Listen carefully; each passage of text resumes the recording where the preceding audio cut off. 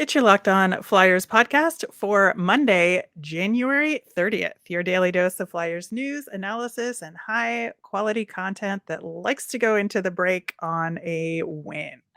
Well, who doesn't? I mean, That is true. We are going to recap the game against the Jets, and we're going to get into overall team trends heading into this bye week. And it's Monday, so we'll have our Nemesis of the week. You're Locked On Flyers, your daily podcast on the Philadelphia Flyers. Part of the Locked On Podcast Network, your team every day.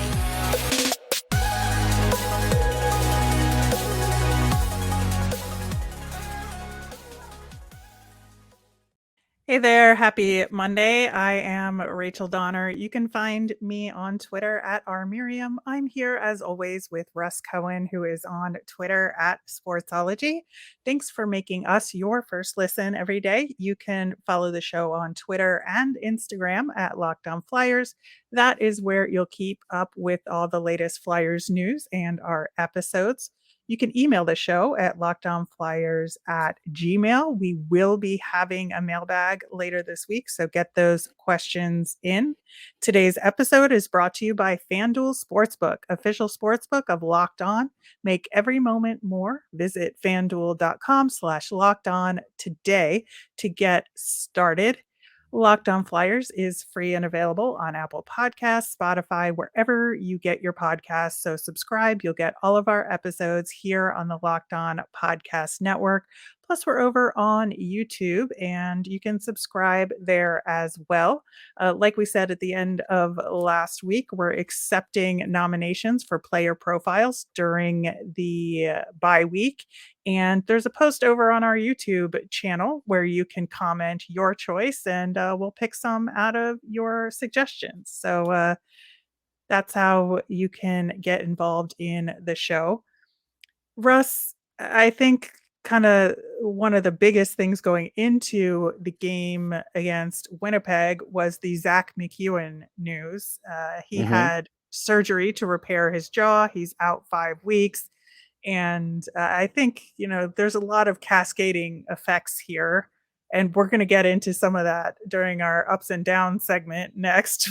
But did want to call attention to that because the Flyers went with 11 forwards and 7D in this game. What was your take on that? Yeah, I mean, it was an emergency situation. So, it worked out. Nick Delorier got more minutes. He had a pretty good game. Even though he may not have done anything on the score sheet, the defense was good. The hitting was good. So that's fine. But this is not sustainable. And the problem with this whole, thing is they have to make a real decision now because, you're without him for 5 weeks. Justin Braun, played fine, but you don't generally play him. So you're not going to go 11-7 for any length of time. So now you have to wonder, besides Bellows, who else are you going to put in there? And that's what they're going to have to figure out.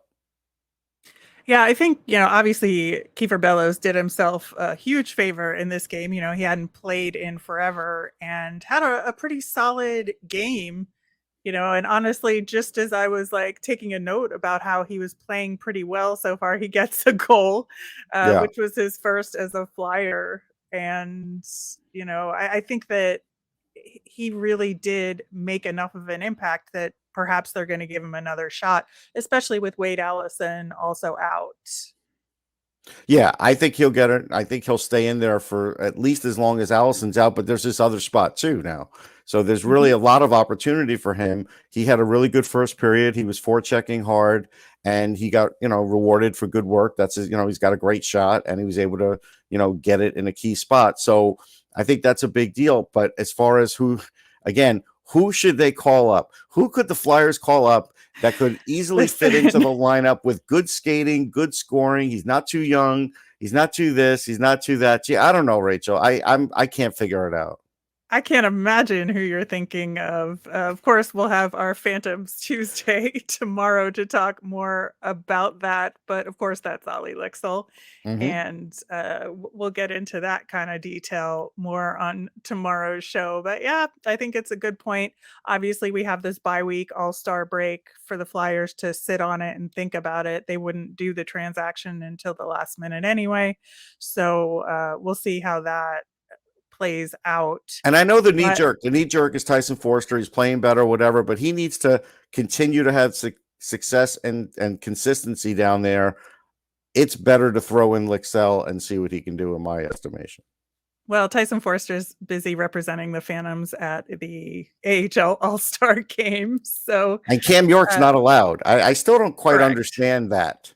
Did Yeah. you understand that? That to me, it's like, unless he said he didn't feel like going, which we didn't hear him say, it would have been good to have another Flyer there / Phantom to, so have some fun at an event like that. I don't understand why he's not there. I think they would have had to send him down officially in order to do that. So I think it wasn't possible from a roster perspective. Of course, because, yeah, roster Yeah. construction, the way the cap is, the way everything is, it's all, yeah. Yeah, I get. Okay. But getting back into the game against the Jets, I think the other big thing to come out of it is that this was an overall team win. That yes, Mhm. Carter Hart had an incredible game. He made some real standout saves. Of course, he had 40 saves in this game overall. Gets that elusive shutout finally that the Flyers didn't turtle and allow one late in the game for him. But I think this was a real team effort here. That Carter Hart was a big part of this game, but he didn't steal this game because the No. Flyers played well enough defensively throughout the game. The Jets were completely discombobulated, and they scored enough. The Flyers had 4 goals in this game, so they Right. scored enough to win it, and so it was a more balanced outcome here. Yeah, it was. And I think, Hellebuck ended up getting tossed out of frustration because he held the team in it while they had absolutely zero juice. And I mean zero. And I've seen Winnipeg do this before. And Winnipeg did this last year when they came in and played the Flyers. And then we all had to wait like an hour, not an hour, about 40 minutes after they had to have a team meeting. And then they had to explain the team meeting to all the media. And I was a part of that. And there's a lot of those same guys in this room. And that's why Rick Bowness chewed them out during a timeout. And they played a little better after that, for sure. They had some chances. But even like on power play chances, they didn't have any. I think they had 1 or 2 power plays. I didn't feel like they were going to score. Now, there were, No. 2 or 3 great saves from Carter Hart, sure. No question about it. But like, as you pointed out, the lines in the third period were laughable for Winnipeg. Like, they were super That frustrated with shuffle. their players. That shuffle was absolutely ludicrous. I mean, putting Blake Wheeler down with Stenlund and Yeah. Perfetti was just absolute nonsense on their part. I mean, it did. I think it was more the chewing out than the line shuffle that got them additional shots in the third period, and they were That playing is what it from way was. down, and it was a scramble. It wasn't necessarily that the team was playing better. Right. They weren't like putting together good scoring chances. Even Kyle Connor wasn't Kyle Connor because I was watching him specifically. Again, this is where you have to say, yes, the Flyers played their best team defense effort. No matter what, they did well Yeah. on that. But you also have to understand what you're watching too. And what you were watching was a team that couldn't wait for the break to happen. And the coach did everything he could to disrupt that. And I give Tortorella credit because like he started that game out hard like Winnipeg did against them a week ago when Winnipeg clearly had more on their, less on their minds and more interested in playing. And so when Tortorella did that back, that was good, but Winnipeg didn't rise to the occasion. And that was when the coach had it. And that was the problem with the Jets last year. So this is a positive thing with the Flyers that they have this will that if you're going to give them a game, they're going to take the game. Like, that's fine. The negative of this, though, is, Rachel, that if you're not one of the 11th worst teams in the league, you're playing yourself out of the chance to get Connor Bedard. And at some point, some of these soft points that come up in the schedule, which they will, if you gobble them all up, there's a debate here to have.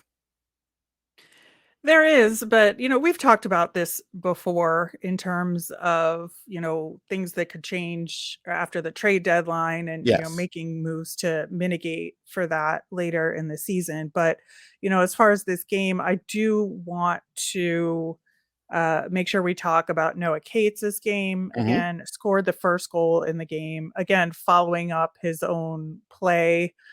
And I think he had a really solid game overall.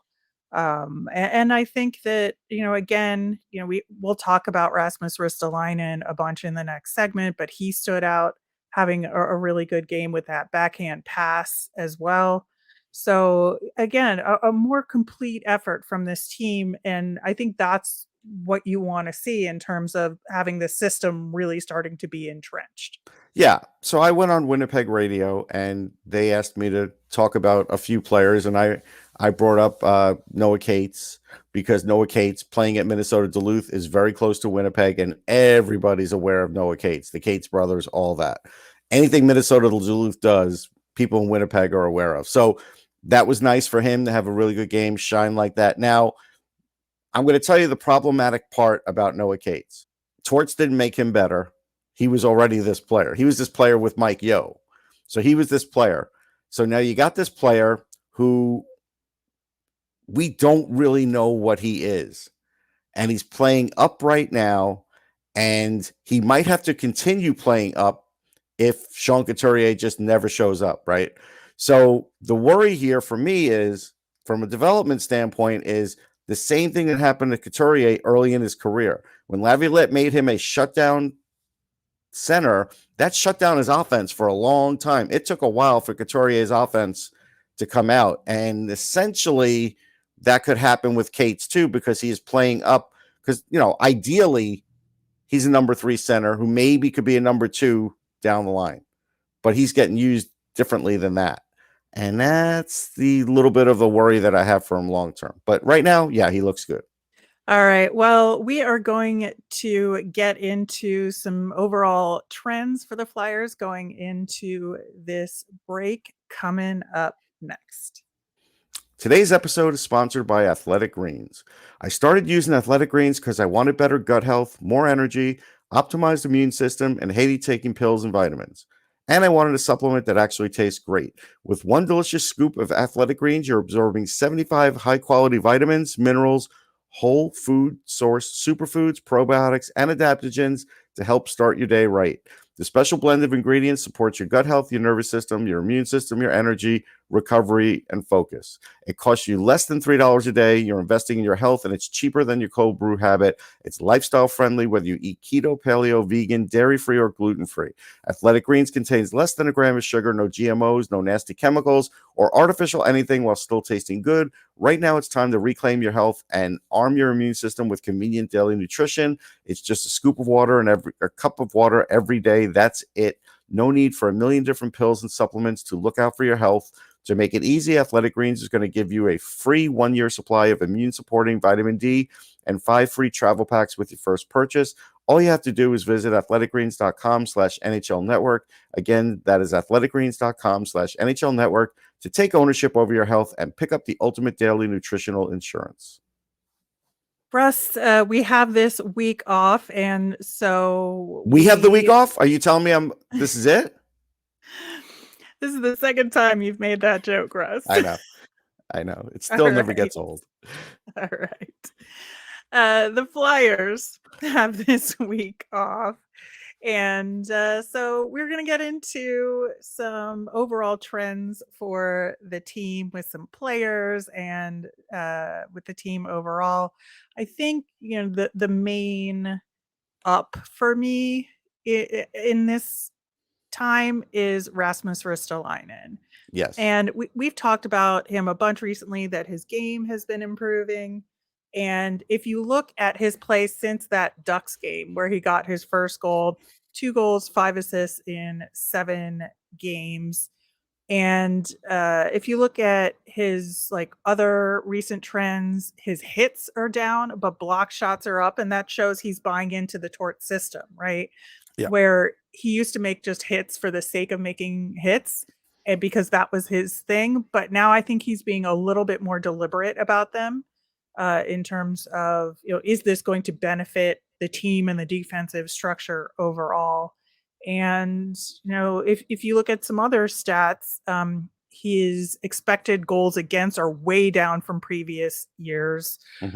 His plus minus right now is even, which is a lot better than you would have thought, I think. Oh yeah, considering he And didn't have a goal until like January, whatever. I mean, yeah. exactly. And another interesting trend is that they're starting to give him some more offensive zone starts. Like, they're not just putting him out there for the defensive zone starts right now. And I think that's an indicator not just of that they are starting to trust him offensively a little bit more, but that there could be something else going on here. Yeah, I reported on Full Press Sports and on Off the Post, another podcast that I do, that a source contacted me saying there was at least one team interested in Rasmus Ristolainen. Now, they told me this right when he maybe scored his first goal, maybe the second. So like in the midst of this, but not like at the end of all of a sudden he's hot. Oh, he's hot. Okay, now teams are interested. No. They were interested before this. So I think it all does play into it. I was told that at least this one other team would thinks they can turn him into a 30-point guy, which if we're looking at the Ristolainen that we're looking at today, he could be a 30-point guy. Like, he'd be on pace for that for sure. And if he still plays the way he's playing defensively, then he has more value than he did when this contract was signed and essentially killed his trade value. So you give Torts credit because he's the one who's gotten him to play right and on the right side of the puck and all those other cliches that you want. This is a guy that he's really helped develop. On the other side is you have the now chore of deciding, do you want to keep this guy the way he is, but it's until 26, 27. And this is where you have to say, and this is where I caution the fans, even if you like the player, which I do, I like what he looks like, right?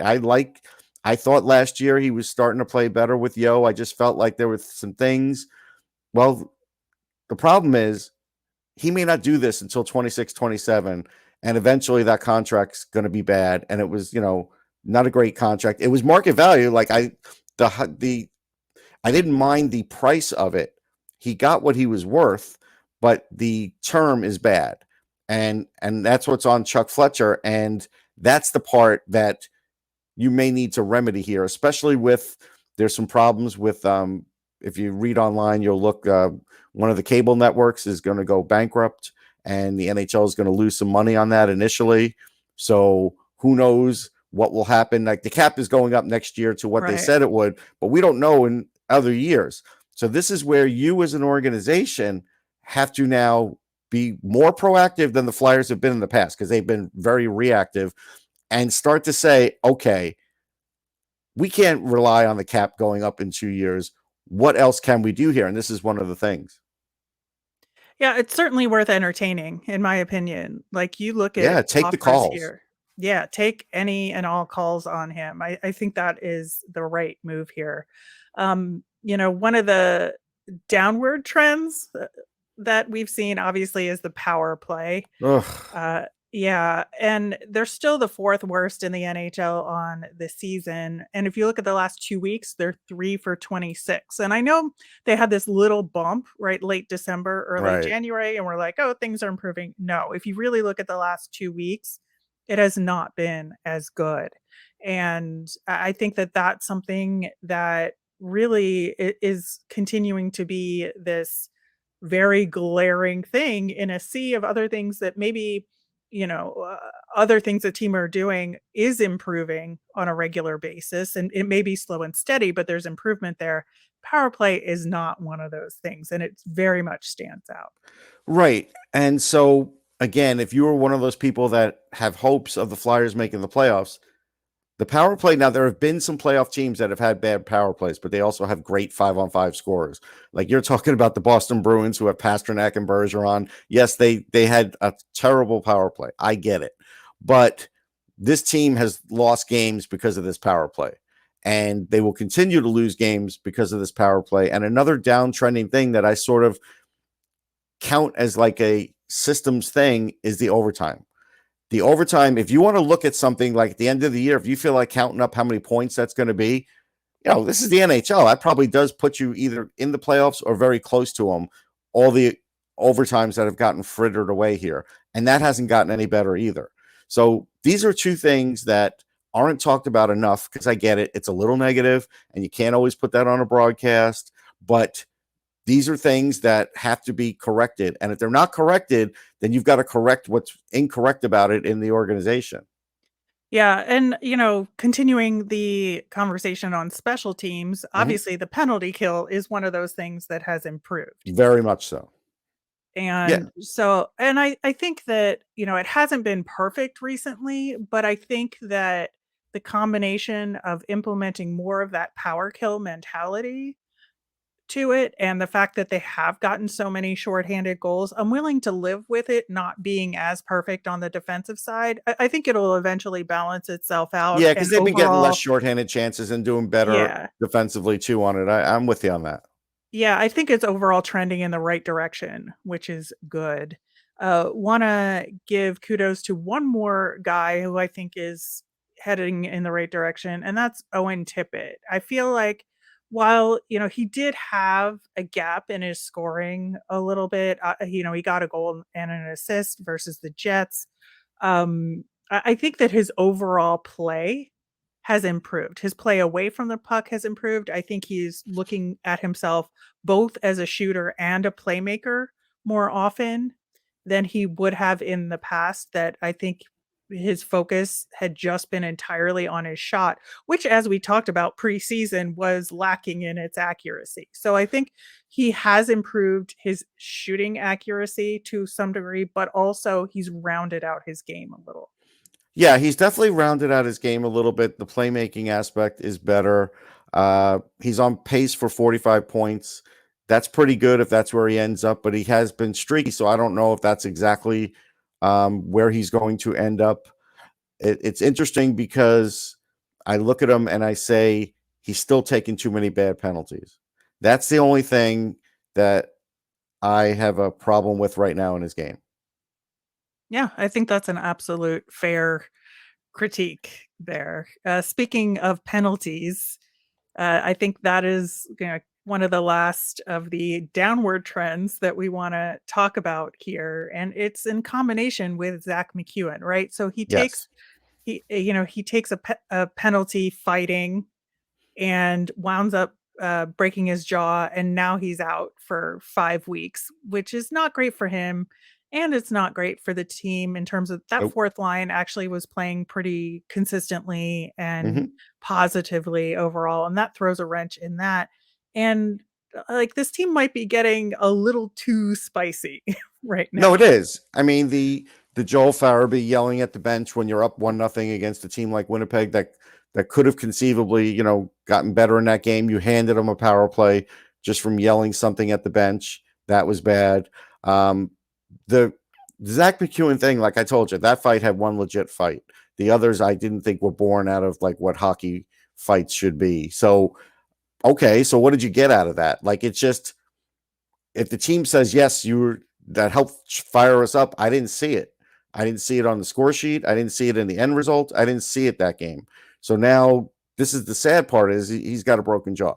The thing about Wade Allison, this is like a cumulative injury thing, because like 3 games ago, I saw him limp off the ice, but he got back out there. We all worried about it. We tweeted about it. He was fine.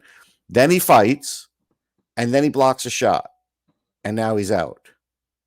And this is the problem. Again, I would caution, and I would tell Wade Allison, I do not want you fighting under any circumstances. But the coach will never tell him that. And because of his injury history, he needs to tell him that. There's some things that Wade Allison needs to dial back if he wants to have a long NHL career. That's one of them. Yeah. So I do think the Flyers have to be much more disciplined and smarter Yeah. overall when it comes to getting into fights, when it comes to something like what Joel Farabee did in yelling. And I believe there was another unsportsmanlike we had in the previous game. Like even Travis So, Konechny, the over aggressiveness a couple of games ago, like he was on the ice for every goal. Now they put him out there in overtime. He was trying to get a goal. He didn't get it. And then he didn't get back quick enough. He was overly aggressive on offense. That's what he was, because he was trying to win a game. When you have that mentality, those are the plus and minuses of it. And now Konechny's struggling a little to score. He had an open net. He couldn't put it in. Maybe it's because it's the 25th goal thing, or maybe it is because he now has this extra pressure of being the leader of the team. Like all of a sudden, when you are that guy and you've never been that guy before, that's an adjustment too. Kevin Hayes gets to kind of hang in the middle. He's going to the All-Star game. He's getting points. He's not on center anymore. But if you notice, he doesn't have the same pressure on him, I don't think, that Travis Konechny does. yes and no. I think it goes in fits and spurts with Kevin Hayes, but we're not sure what the Flyers' nemesis is right now in terms of those individual guys that they're getting a little spicy out there. We certainly have a nemesis, and we will get to that coming up next. Today's episode is brought to you by FanDuel. This year, the only app you need at your Super Bowl party is FanDuel, America's #1 sportsbook. Download FanDuel now so you can bet Super Bowl 57 with a no sweat first bet. You'll get up to $3,000 back in bonus bets if your first bet doesn't win. FanDuel lets you bet on everything from the money line to point spreads to who will score a touchdown. The FanDuel Sportsbook app is safe, secure, and super easy to use. Best of all, you can get paid your winnings instantly. So join FanDuel today at FanDuel.com/lockedon to claim your no sweat first bet on Super Bowl 57. That's FanDuel.com/lockedon. Make every moment more with FanDuel, official sportsbook partner of the NFL.